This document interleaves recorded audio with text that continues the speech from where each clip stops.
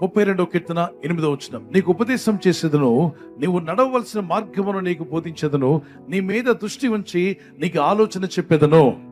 If your situation may be critical, but God will set you free if you follow His directions. Ask God to direct your life. నీ జీవితాన్ని ప్రభువే direct చేయాలని అడుగు. Students, ప్రభు నన్ను direct చేయమని అడగండి. మీ డైరెక్షన్లో నేను నడుచుకోవాలి ప్రభు అని అడగండి. దైవ సన్నిధిలో ఉండి ప్రార్థించినప్పుడు మోషే అనే వ్యక్తికి దేవుడు డైరెక్షన్ ఇచ్చాడు. తర్వాత యెహోషువ అనే వ్యక్తికి, he was a great leader.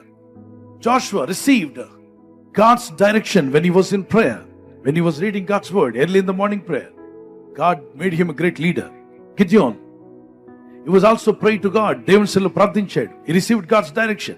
David, he received God's direction wonderfully, marvelously. అద్భుతంగా దేవుని యొద్ద నుండి డైరెక్షన్ పొందుకున్నాడు. అందుకే అతని జీవితంలో అద్భుతమైన విజయాలు చూడగలిగాడు.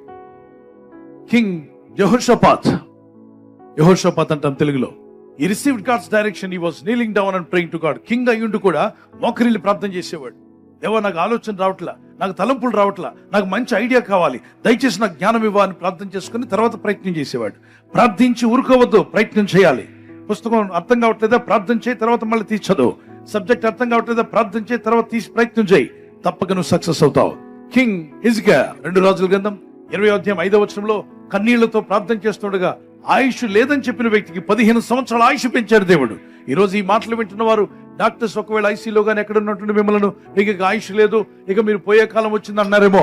ప్రార్థించు, దేవుని దగ్గర మొరపెట్టు. ఈ దేవుడు సజీవుడైన దేవుడు నీకు ఆయుష్ పెంచగలడు.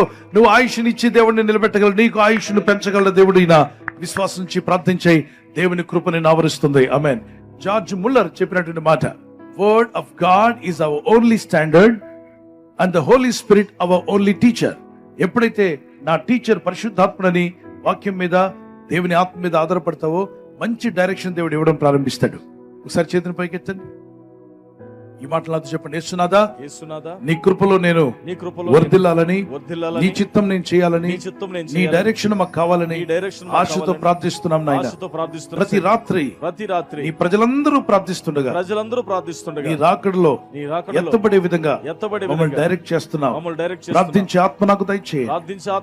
ఆన్లైన్ లో ప్రార్థనలో, వ్యక్తిగత ప్రార్థనలో, విశ్వాసములో ఎదుగుతూ, వాక్యములో ఎదుగుతూ, నీ కొరకు నిలబడే కృప నాకు మా అందరికీ, ప్రపంచంలో ఉన్న నీ ప్రజలందరికీ యేసు నామములో దయచేయమని. ఈ రాత్రి నెమ్మదితో పండుకొని సురక్షితంగా కాపాడబడినట్లుగా నీ అగ్ని కంచి వేసి మమ్మల్ని కాపాడండి.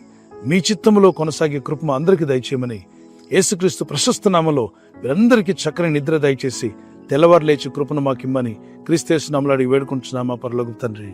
ఆమేన్, ఆమేన్. ఈ వాగ్దానాన్ని మీతోనే ఉంచుకోకుండా లైక్ చేయండి, షేర్ చేయండి. అనేకులు ఈ యొక్క ఛానల్ సబ్స్క్రైబ్ చేసుకోమని తెలియపరచండి. సబ్స్క్రైబ్ చేయని వారు కూడా సబ్స్క్రైబ్ చేయండి. Good night.